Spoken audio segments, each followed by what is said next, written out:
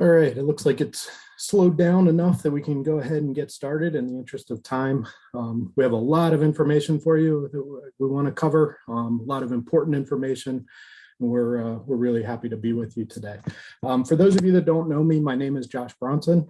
I am the Deputy Executive Director of IACLEA, the International Association of Campus Law Enforcement Administrators.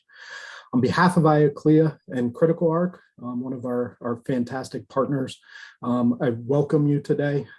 Again, we have a lot of really great information for you.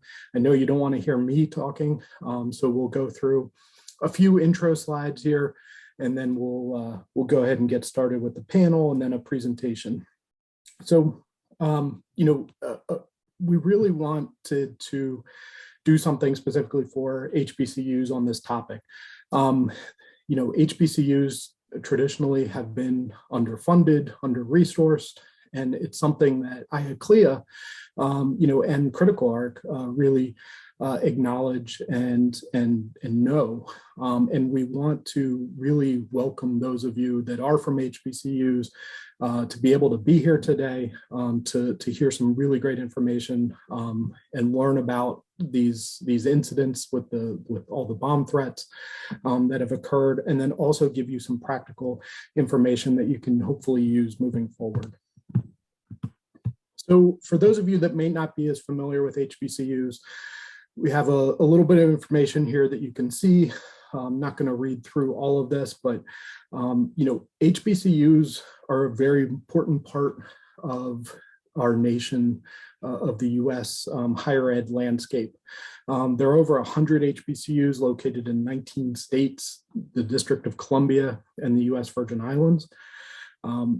Make up a small portion of graduates nationwide, but almost 20% of all African-American graduates. There's a rich history of contributions that HBCU graduates have made, and the list is only increasing of the number of people that are attending HBCUs. I mean, you've seen high-profile athletic commits that have turned down some of the higher profile universities for things like football, other athletics, and chosen to attend HBCUs because they recognize the value and the importance of what HBCUs can provide. So unfortunately, we're not here just to talk about HBCUs, but we're here to talk about the bomb threats. As most of you probably know, there were a significant number of bomb threats over the course of several months, including over 55 HBCUs. In addition, places of worship. There were Jewish community centers. There were a couple of Christian colleges that received bomb threats, but the vast majority were received by HBCUs. Some of the HBCUs, quite a few of them, received multiple bomb threats. Most of the bomb threats were received by phone. There were no explosives that were actually found, but that doesn't take away the importance of the fact that these threats were being called in, right? Just because there weren't actually any explosives found doesn't mean that they didn't significantly impact the community. In a lot of ways, in some ways, you could almost make the argument that the threats themselves, had there actually been a device on the campus, at least then, right? But the fact that these were threats and there was nothing found, that's terrifying to people, and really creates a hostile environment on the campus where people don't feel safe. And if people don't feel safe, they can't learn. And after all, at the end of the day, that's what people go to college for, is to learn. And if they can't learn, then what's the point, right? So we really need to take these threats seriously. The FBI took them very seriously. The Department of Homeland Security took them seriously. We, as IACLEA, we really pushed for information to be shared, and we pushed out that information. The threats have been tied to 6 juveniles. The investigation is still ongoing, certainly, but as of this point, they've been tied to 6 juveniles. I mentioned the impact, and the impact really can't be understated. The impact was significant, and this has been a really trying time on campuses generally, right? Campuses have been overwhelmed with calls for mental health related calls, and these bomb threats really increased the number of mental health type calls that were received and diverted emergency response, right? So we really need to acknowledge the toll that it took on students, faculty, and staff when it came to these threats. So now let me bring in enough hearing from me, because again, that's not why you're here. You want to hear from some of those that actually experienced these threats. So I'd like to bring in 2 of our esteemed panelists, Keith Jemison, Chief of Police at Prairie View A&M University, and Jermaine Cherry, Chief of Police at North Carolina A&T State University. So welcome to both of you. Really appreciate you both being here today. And I'm gonna just dive right in. We have a few questions planned. And Chief Jemison, I'll start with you, and you can both of you can weigh in on all the questions and just go back and forth. So first question, how did each of your universities respond to the initial threats? And can you please describe how the threats came in, how you communicated with students, and the instructions they received? Keith Jemison? Absolutely. Well, our particular threat came in via cell phone. The gentleman said that he was a part of a fascist group conducting a protest of sorts. He had concerns about Black-related issues, is how he put it, and that he had put, I believe he said something like 15 bombs on our campus over the prior 3 months, and that they were located on the east and south side of the campus. Those were really the only pieces of information that he was giving us. He did give us a name, and very little else, other than saying that we would have to sniff out the bombs, is how he put it. So we did an emergency notification on campus, notifying people of the bomb threat. We did not give specific information beyond asking people to stay inside, and if they saw something unusual, to report it to the University Police Department. We did that for several reasons. One of them was because of the nondescript nature of where he said he put the bombs. We are a 1,700-acre campus, and so didn't think it was prudent to do an evacuation where we could potentially be putting people in harm's way. Rather you be inside rather than outside. At least you had some protection, just based upon the information that we have. Once we sent that out, then we started sending officers around the university, all hands on deck, just checking for particularly the southern and eastern part, but generally the entire campus, and just looking for anyone that seemed unusual or uncommon or out of place. We were making contact with those people, identifying them, and just trying to make sure that people had a lawful reason to be where they were. And then, of course, we began to reach out to our partners, our federal partners, to begin to get local and federal level support for what we were dealing with. Great, thank you very much. Absolutely. Chief Cherry. Thank you. First of all, thanks for having me. Really appreciate being able to kind of speak on such a very, very important topic in this day. So just thank you so much for the opportunity to be able to share our experiences here at North Carolina A&T State University out of Greensboro, North Carolina. I would say that our preparation actually started before we actually got our threat. in January during the first round of bomb threats that individuals were calling HBCUs and threatening them. And so when we learned about that, I began turning some wheels here on the campus. I met with my administration, the chancellor and his team, and just to abreast them of what was happening on the campus. I turned around and I gathered together the EOC, the Emergency Operation Center, the members of the EOC, and I wanted to talk with them about the threat, the information I had at the time, and for them to start thinking about things that they could do already to just in case if we have to evacuate the campus, shelter in place, or what are you guys going to be able to do? How are you guys going to deliver services to the campus community if this were to visit our campus? I also touched every facet of the police department. I spoke with local law enforcement, the Greensboro Police Department, Sheriff's Office, about what was happening around the country. And internally, we started looking at our policies, procedures, even conducting roll call training for the boots on the ground.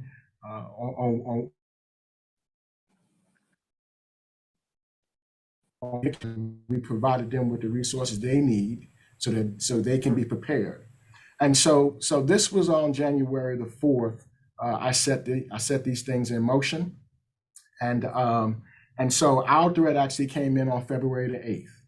And so when the threat came in, it came into our communication center, where the individual spoke with an accent, a foreign accent. He was stating that he was going to send people to the campus with backpacks filled with bombs to do harm. And so he said he was from overseas. He was a part of a neo-Nazi group. So our approach was a little bit different, having a delay. He's not here. He said he's coming. And so we set our wheels in motion. We notified everyone that needed to be notified. Very quickly, we brought together a team that comprised of the Greensboro Police Department, Sheriff's Office, my staff, FBI was in the room, NC Isaac was in the room, and everyone, we looked at the threat, we looked at what was stated, and to determine very early on that this was not a credible threat. It was very, very general, it was vague. Of course, the more specific it is, the more credible, the more vague it is, the less credible. And so we brought everyone together, we talked about it,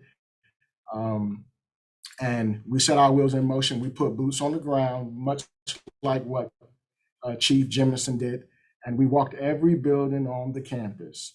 We had help from the Greensboro Police Department, everyone who came to assist us. We were able to kind of touch the entire campus and those things. It was a success. No, we did not dump the campus. Just like Chief Jemison said, it just wasn't feasible at the time, especially with the vagueness of the threat. But we did send some information out to the campus community, letting them know that we too had been threatened. And we also notified them on the things that they can do in the event that they see any suspicious packages, instructions, this is what we need you to do, those type of things. And so we maintain a high level of alertness for the next 5 days, bringing in additional personnel and those things, because again, he said he was sending people to the campus. So we want to make sure that we were vigilant. We brought in extra staff to monitor our camera coverage, look at our flock system. We started looking at all of our technology, anything that would enhance our ability to identify suspicious behavior. So we put those things in place, and thankfully, it never materialized. Nothing was never found. Situation was handled. Great, thank you very much. Well, and while both of you were talking, I was thinking about the recent events, and this is a little bit off script, so I apologize you don't have this question, but I was thinking about the recent events up in Buffalo with the shooting there, and then also the fact that there have been there have been bombings at HBCUs, and there have been, certainly a number of bomb threats and bombings in, the Black community, churches, and things going back, years and years, shooters, all those sorts of things. So, I'm curious about not necessarily just the mental health aspect, but just for me, who, is a white male, I've never had to sort of navigate that in that particular way. I'm wondering just how does that impact, an HBCU campus? All of those things rolled into one, all of those things coming together in this way. I can definitely speak to a what I'm going to call a heightened sensitivity. That is to be expected. You have us, for instance, we are one of a very few state-sponsored HBCUs in Texas, in a red state, right, in a Republican stronghold, right? And so people take that very seriously, and rightfully so. And so because of historical inequities, there's also additional baggage that we have to take into consideration with how people would respond, and more importantly, how we explain to them what our posture is, why we took it, and what we'll do, what we would do in the future. This may not be what other agencies or what other institutions may do, but it's strongly connected to the uniqueness of our internal stakeholders, as well as what our regional community looks like. And I'm often heard to speak about regionalizing our concept of community, really sort of beyond the town-gown relationship. In this particular case, mental health is not often spoken about in the minority community in ways that it may be in other places. And so sometimes it's difficult to grasp the full scope of the need. And it also translates into underfunding for those types of resources and support, because you don't recognize that it's something that you need. And because there's no cry for it and no outcry, right, it only reinforces the position that it's not necessary. I would make the argument similarly with, frankly, law enforcement within many educational institutions. I would urge people to begin to look at it differently, though, and to begin to look at it just like any other municipality, in that people will not move to your municipality if they don't feel it is safe. They evaluate the quality of the police department and the safety mechanisms thereof, and they evaluate the fire department. And it doesn't matter how nice your homes are and how great the infrastructure is. If the things that make them feel safe and at home are not in place, intact, and well supported, then they won't send them, right? And so these types of things that we're seeing right now, the Buffalo shooting has prompted some changes as well. Our chancellor has reached out to say, what do I need to do to further support you guys? And that's part of the topic of the day. And we're going to continue working. But I also think this is a seizable moment that police chiefs and public safety personnel should be ready to seize this moment to explain the deficits, explain the needs, and now you put the ball back into the court of those that have the ability to support you the most. Thank you. Chief Cherry, do you have anything to add before we move on? Or? I don't have much to add to that. Just well said, and absolutely, the mental health aspect of this is enormous. It's almost like a person suffering whiplash. Every time you turn around, there is something that you have to be on the lookout for. It's just one more thing, and so absolutely attention. We're doing what we can to raise attention to our needs as HBCUs within this country, and the resources that we need on campus in the area of mental health to be able to ensure that our students can thrive and live freely within this great community. Every student deserves the right to be able to move about without just based on the color of their skin and those types of things, or their beliefs, or their ideologies and those things. And so, yes, mental health is it's a big aspect, and we're doing what we can to just bring awareness to our needs as a community. Great. Thank you very much both for that. What were some of the more challenging aspects of this experience with regards to communicating with the campus community, knowing where your resources were and coordinating with your officers across campus?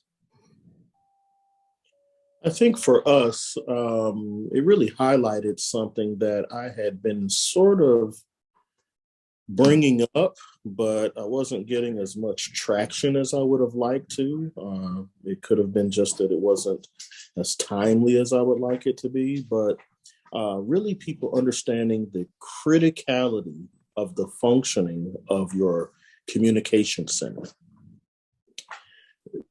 My perspective is that there should never be a communication center that is staffed with only one person at a time or per shift. We were positioned that way and had been positioned that way ever since I took over the position. And actually, I had added positions and it still wasn't enough. But what we found is that in a critical incident like this, it does not take long for your resources to be overwhelmed. And that's what happened that day, because even though you're dealing with a bomb situation, the people that need additional help have no idea what you're dealing with. So they don't stop calling just because there's a bomb. And that's internal and external stakeholders. So when we were quickly overwhelmed with trying to get the information from the person making the threat, because we were on the phone with them for the upwards of 30 minutes. Well, the conversation is still going on, but they're trying to get information out to the field. Calls are still coming in. But also, if you think about it, our staff, such as our risk managers and others, are saying, hey, we got put on hold during that time. Well, we've got to prioritize the information and what's coming in and who we're pushing information back out to. So that really kind of highlighted the necessity of us being properly staffed, and thankfully we were able to actually push the ball up on that and get that moving. And we're currently hiring with a minimum staffing standard in mind. But it also highlighted the value of having your relationships with your partners and your federal partners already solidified. Within that first hour, I got calls from the FBI Counterterrorism Task Force, which is we have a seat at the table, and we had someone reach out directly. I got a call from the chief of the Texas Highway Patrol immediately. I got calls from other HBCU police chiefs as well, all within the hour, coordinating information, telling us what they had, what the similarities were. We got a call from ATF. So we were actually fairly quickly able to establish the commonality of the problem, right? But also get resources operating to support us. We knew that this was critical, but it's interesting when you know something that can be different than operationalizing it. And so the value was really just reinforced and enhanced. And we're just looking to keep doing it more and more. But taking advantage of the opportunity positively to affect change is very important for law enforcement executives. Thank you very much, Chief Cherry. And I would add to that, absolutely. On that particular day, I can't tell you how many phone calls that I got to my cell phone, and my commanders began to receive to their cell phones and all of the calls that was coming into the communication center. On that particular day, we did have two sit in the center that particular day, but those two were almost overwhelmed as well. You know what I'm saying? And so all of the calls coming in, tying all those calls together, those were the challenges, making sure that information is funneled into the right direction. Those were the challenges. In reference to our resource management in the field, I know this may sound like a plug, but it really isn't. But thankfully, we had just gone to the OmniGuard app through CriticalArc, that gives us the ability to monitor our resources in the field by way of heat mapping. Like literally, I believe we were in testing phase at that time. And so we were able to take that resource and look out in the field and see where our people were, namely the police and the security and those things. Again, I know it sounds like a plug, but it's just the truth. You know what I'm saying? Yeah. And so so that came in handy for us, but absolutely communication and the amount of calls that we were getting, it was difficult at times to funnel everything into the right direction.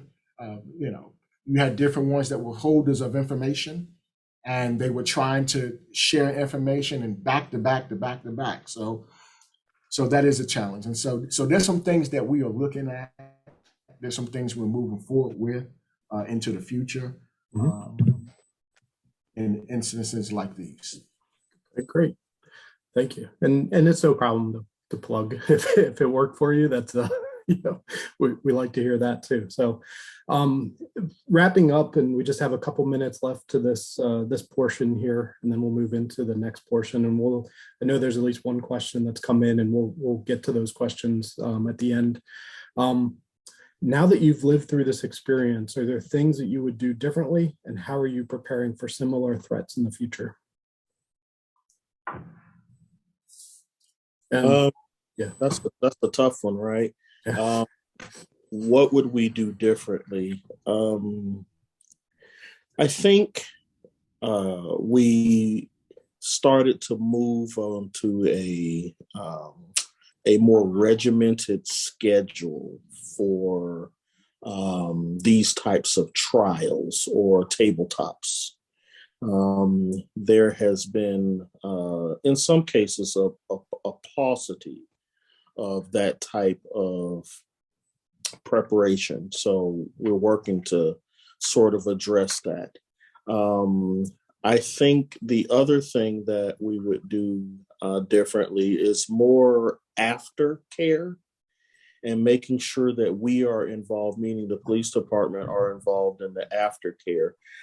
I participated in the town hall meetings thereafter, but those were not as well attended as I would have thought they were once people got beyond the brunt of the shock. And so I think from an aftercare perspective, if I were to do it again, I would probably send out a letter afterwards, just sort of giving a high-level synopsis of what was going on and why we did what we did.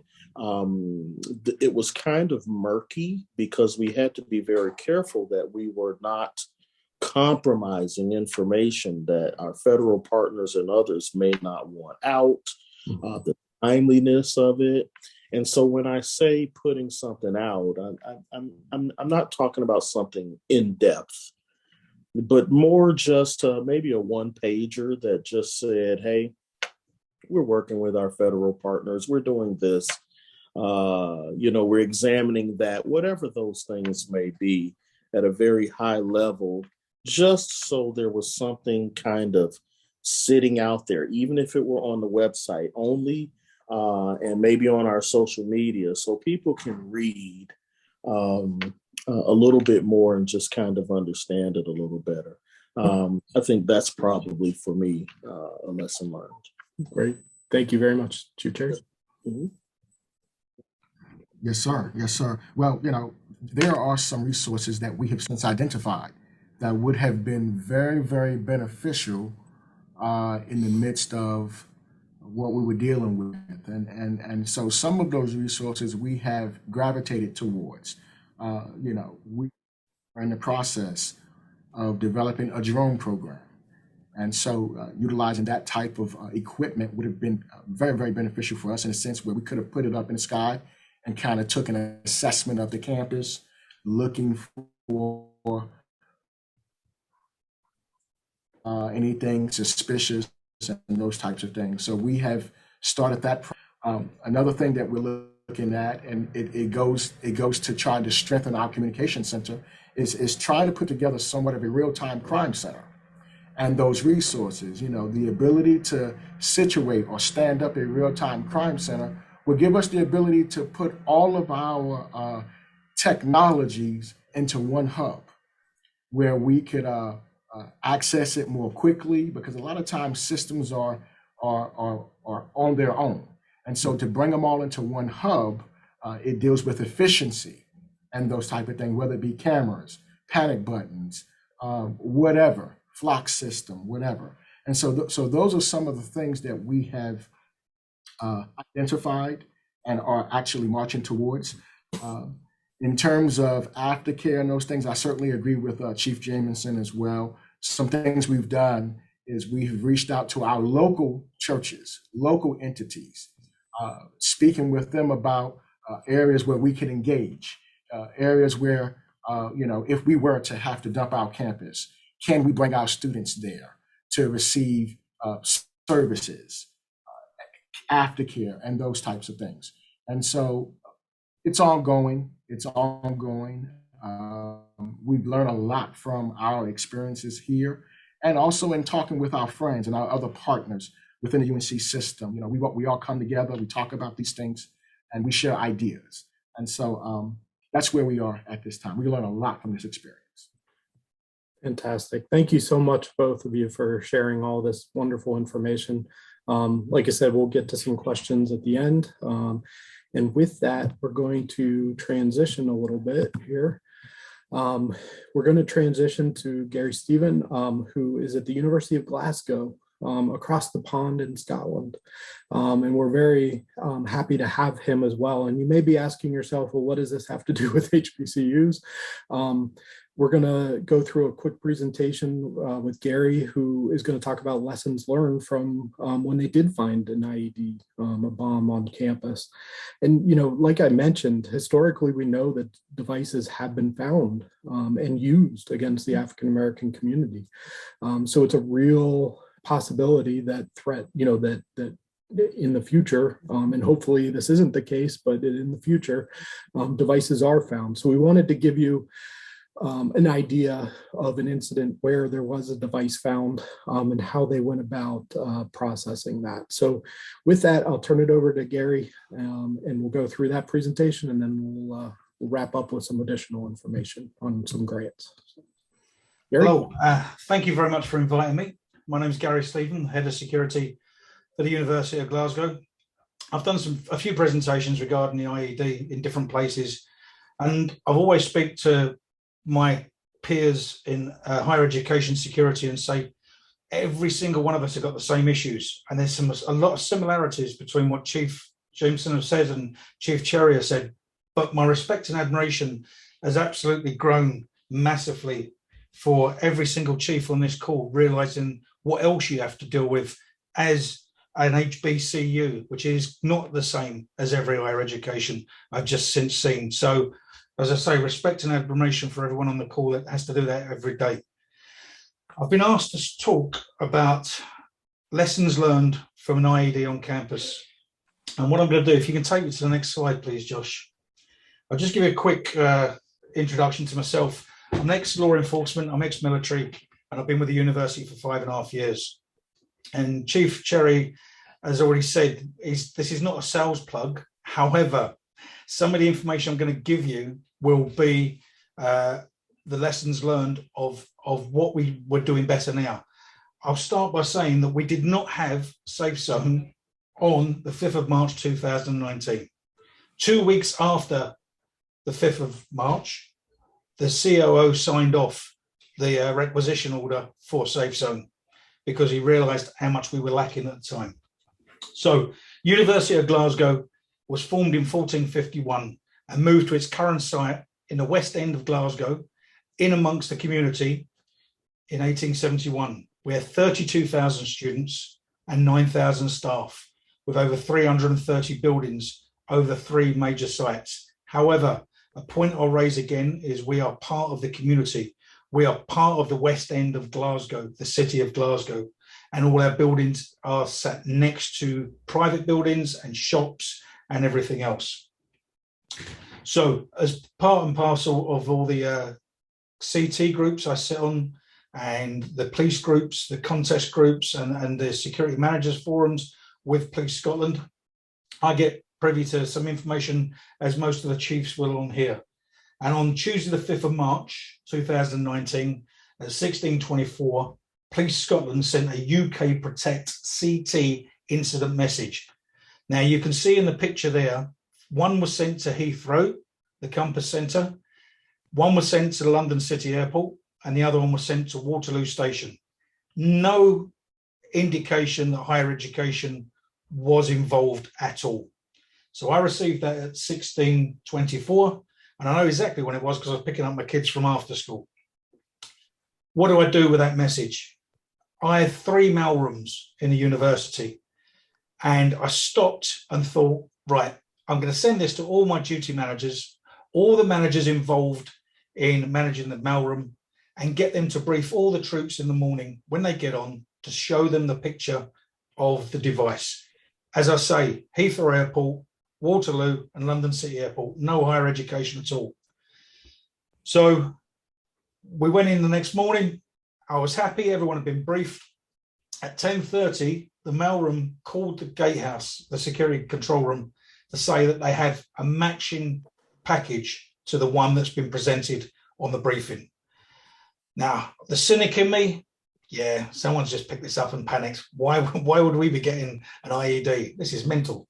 So I went down to the mailroom, I walked in, and the female member of staff that had picked it up had literally picked it up, looked at it, she had the poster on the wall, and went, oh, and sat it straight down on a bench. I went in, I looked at it, it was completely ident. And for those of you that have had the training, you can see the Republic of Ireland stamp in the top right corner. The writing is obviously used by a felt pen that's got a nick in it because some of the writing's thick, some of it's not so thick. The envelope, with the arrows at the bottom, it was exactly the same, except obviously the address and the recipient was different. So immediately, me being very smart because I'm ex-military and because I'm an ex-cop, knowing that I've got an A4 letter bomb in front of me, I've got a specially built compartmentalized mailroom. We're not going to do 100 meters because if I do 100 meters, I'm going to have to evacuate every 3,000 students in one building and the 3,500 students in the other building. I'm going to cheat and do a 25-meter cordon because it can contain that in the mailroom because I'm clever. So the police arrived, Silver Command arrived. She said that the Expo wants to speak to you. The Expo was based in North Yorkshire in England, and he's got an iPad with a 100-meter cordon, and he's got the exact coordinates of where the mailroom is. And I won't tell you exactly what he said because I don't know you well enough on this call, but needless to say, he swore a lot at me down the line and said to me, move that cordon to 100 meters immediately. I said, okay, sir, I'll get that done for you immediately. And I moved the cordon to 100 meters. Now, the issue with moving to 100 meters is the fact that I now have got the Wolfson Medical Building and the Boydor with, it says 1,500 students in there. It was altogether, because of the lessons going on, it was more like 6,000 students. Okay. So what are we doing here? The comms, so what do I do immediately? I get onto my phone and ring the COO, who surprisingly enough was in London on a jolly. I ring the head of comms and say to the head of comms, where are you? He's in London too on a different jolly. So it's me versus the world. So what we're doing, I get comms to send a message out to say there's going to be disruption. We've got an explosive or a potential IED in the mailroom. There's a security incident going. Avoid the area. The police come in and help with the cordons. So what happens is, and I'll come to some of the issues in a minute, the challenges faced. This incident lasted until 7 p.m. at night when the road was reopened, because the expo, as you can see in the picture, went in there and took the IED, ripped it open and tried to retain as much forensic evidence as he could. And then the following day, about 4 o'clock in the afternoon, the mailroom was reached back by Police Scotland. Can you go to the next slide, please, Josh? So that's an overview of what happened on the day. So challenges faced. Now, in big yellow letters with a smiley face, and it's not a smiley face, is academics. Academics are really, really clever people. However, every chief on this call will know they have no common sense whatsoever. Okay? And it's I want, I must do now. And it's not very helpful when you're dealing with a critical incident, when you're trying to get everyone safe. Same issues as Chief Cherry and Chief Jameson here. Fielding high volume of calls from everyone who thought they were important, that wanted to know an update on what was going on. That's on my mobile phone. It was onto the control room, where we had one line for an emergency when everyone was calling the emergency line. No one was calling the inquiry line. Janitors. The janitors are now called a sexy name of facilities assistants. They're no longer called janitors because we've revamped the department. But all our janitorial people had no radios.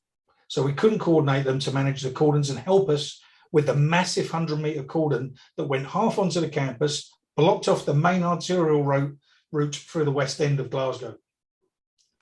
The medical building, like I said, all the lessons going on, we had more like 3,500 in there. So we had to do that on foot, by floor by floor. And I've heard, as I say, some of the experiences we've got is exactly the same. On foot, boots on the ground, going through every single room, every single floor, evacuate. Now, one of the janitors who was a little bit lazy, that didn't want to walk up the 10 floors we've got in the tower block, decided to press the fire alarm button to evacuate the building. On the face of it, that is a good option to the person on the ground. From a strategic point of view, when you're sitting there with a fire chief, when you're sitting there with the ambulance chief and the police chief, and you're sitting there from the Silver Command point of view, and he's looking at me saying, we've got a fire alarm activation inside the cordon. Do we need to go and put out a fire? No, we don't. They've activated that in good faith, but it's not a fire alarm activation. It's to try and evacuate the building. So we had an awareness at a time that we had the chemistry block, the chemistry building, which goes back to 1871, where they've got all sorts of weird and wonderful things being set on light, chemicals whizzing around, and people trying to blow things up, and associated dangers were still going on. And they were left in situ when they evacuated. The communication is always going to be mentioned here. Getting the relevant information to those impacted versus the fact that we put a blanket comms out. So we're trying to get hold of the professors that were dealing with the experiments, but we couldn't because we didn't have a mechanism for that at the time. We had staff at our other campus in Glasgow, which is about a 20-minute drive on a good day. So getting messages to them, it was difficult to organise that. Injured staff, of course, one of the managers decides to fall over the paving slab and sprains his ankle outside the control room, so that happened while we're trying to keep the perimeter and keep the cordon going. So the getting injured staff, and there was a couple of them that didn't feel great at the time, and as they wouldn't. Can you move to the next slide, please, Josh? So what would we do differently? So the real-time coordination, command and control. As per Chief Cherry's comment, this is not a plug, but this is the avenue we've gone down, and this is what we would do differently. We'd evacuate differently, and I'll come to why in a minute. We'd communicate differently. We would mass notifications we've got now. I didn't have that at the time. I had an email that was going out, and the people that left their phones and their laptops weren't getting emails because they couldn't. Multi-stakeholder workflows. We'll come to that in a minute. An operational insight.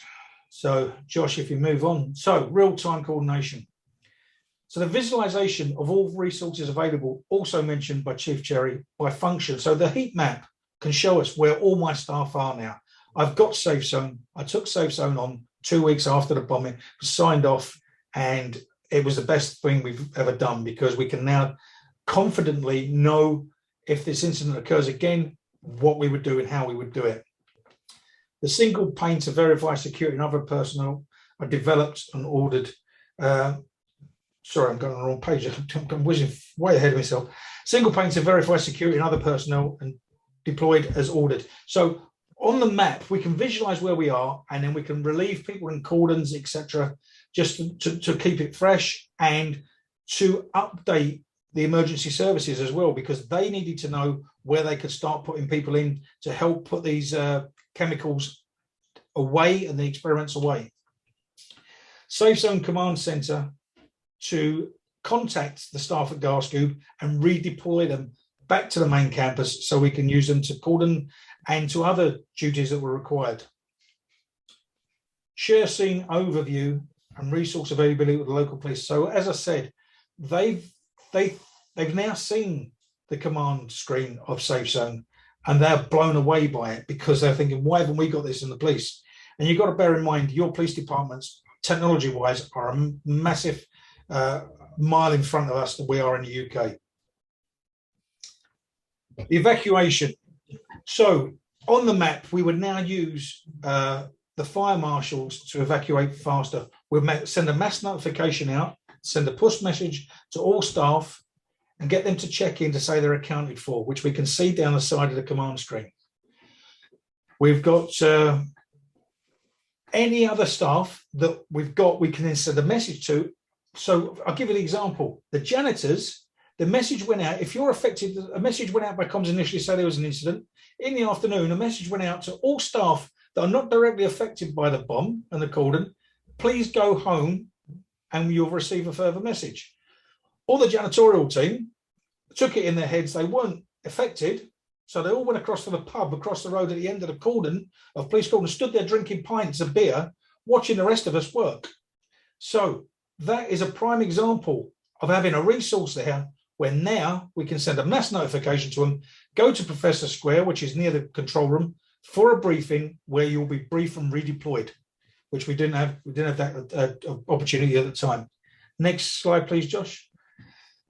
So, targeted comms to those in particular areas. All scientists and lecturers and scientists that have got stuff going on in these buildings come to the control point and tell us what you've got. So we can then get you chaperoned back in with a fire service, turn these things off, turn the experiments off, get the chemicals made safe, and get you back out of the building while we're still dealing with this IED. To update the building users, the building wardens and janitors to assist, I've just mentioned, mass comms to the entire community. The incident is still ongoing. Those not involved, go away. One of the things we've caught a cold with, we was sending people away, but they couldn't go anywhere because when they evacuated from the building, they didn't take their house keys and their purses. Okay, so a lot of the people were staying up, we never had no money. So then what we had to do as a command group was just then redirect them to the registry to start getting money handouts so they could go and buy food. These are the little things that you don't even think of in our world as a critical incident, because you're not thinking about stuff like that. We're not thinking about feeding the staff. We're thinking about how we're making people safe.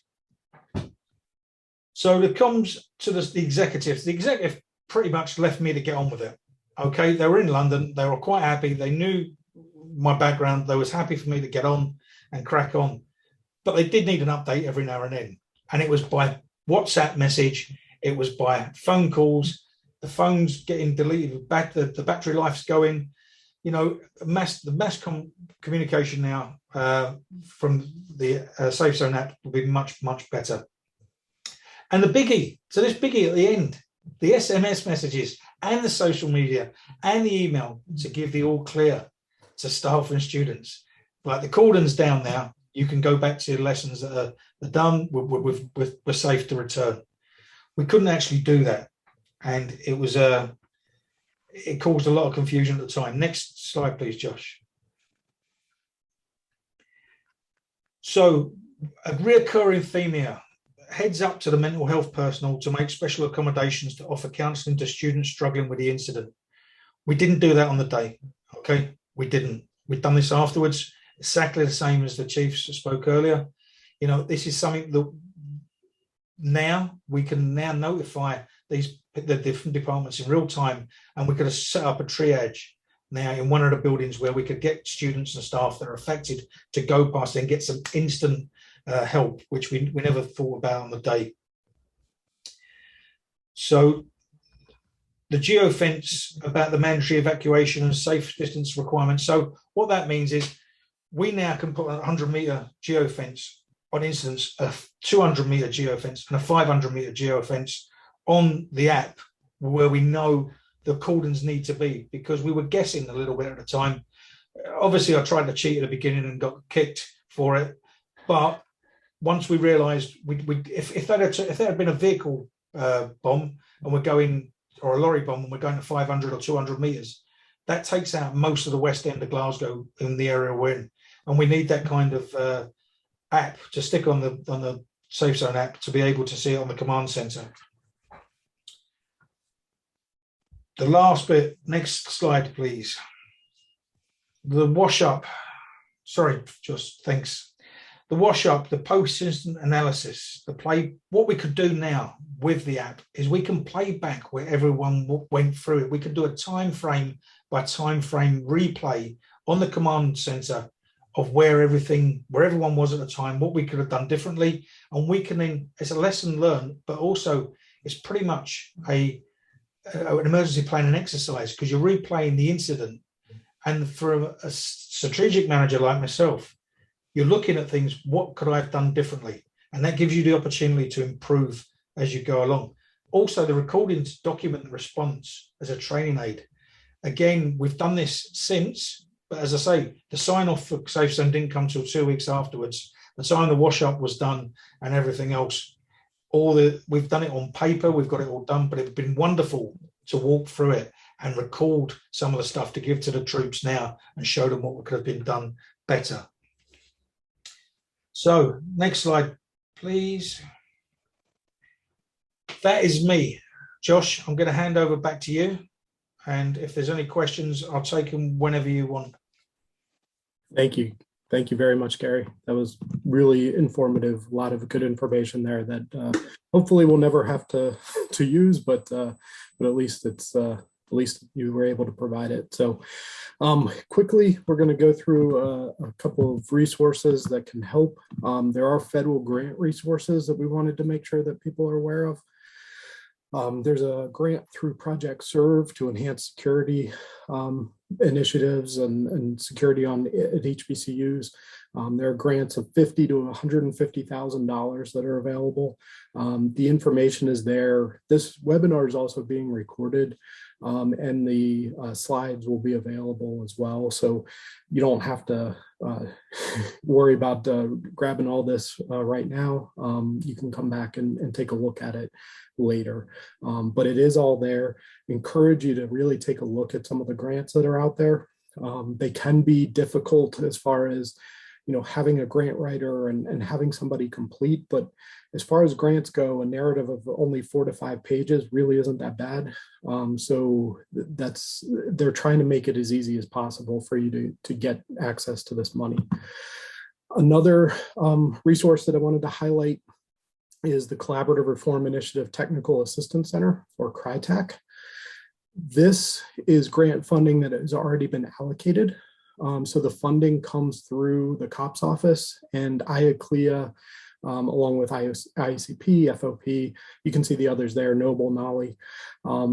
We all come together as CriticalArc and work to provide no-cost training and technical assistance to your agency. That's in-person, web-based. It's not just training though, it's also assistance with policies. So if you want to have an expert come in and take a look at your policies related to emergency preparedness, you can do that. And again, it's all no cost.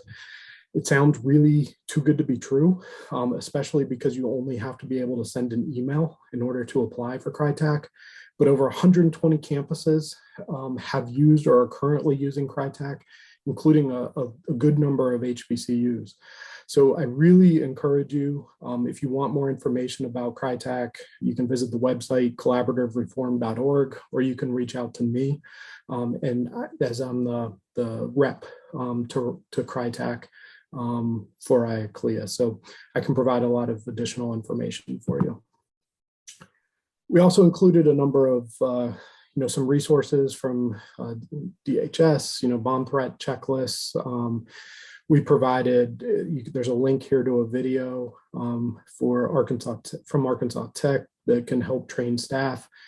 IACLEA has a lot of resources that we put in our resource library that you can access if you are IACLEA members. So you do have to be IACLEA members to access those resources, but they are there for you to use. We have an emergency domestic preparedness committee in IACLEA, and they really did a lot during this time in trying to make sure that there was a lot of information being put out to people to be able to help. So you can see my email address there. Feel free to reach out if you'd like more information about the resources that we have or any of these other resources, including the grant projects and CRITAC. So with that, we have a couple minutes left, literally a couple minutes. So if there are any questions, we will take those at this point. Gerard, are there any questions there? Yeah, there was a question about if Chief Cherry or Chief Jemison had any recommendations to their colleagues about how to deal with the impact, the social, emotional, psychological aspects of just the continuing threats to HBCU institutions, if there are any words of wisdom there. I think that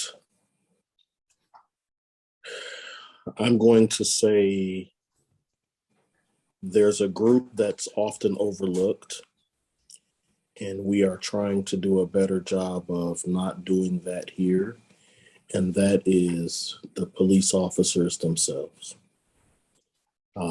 The officers are tasked with all of these challenges, along with the day-to-day things that they have to do, as well as anything that they may have happening in their own lives and at home.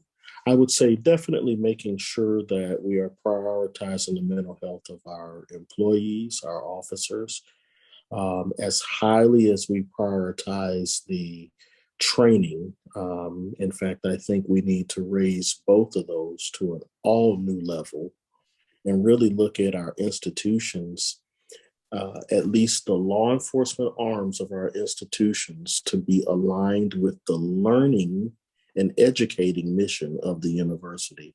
In other words, I believe that our programs should be teaching programs, meaning our police departments are not just supporting an education environment. They should be an education environment.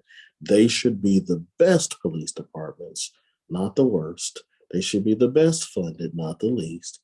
They should be prioritized, because when it comes time to taking care of our stakeholders, our parents, our staff, our students, our loved ones, they expect the very best. And I promise you, if it's your child, you're going to want them to be the best trained, the best prepared, and the best resourced.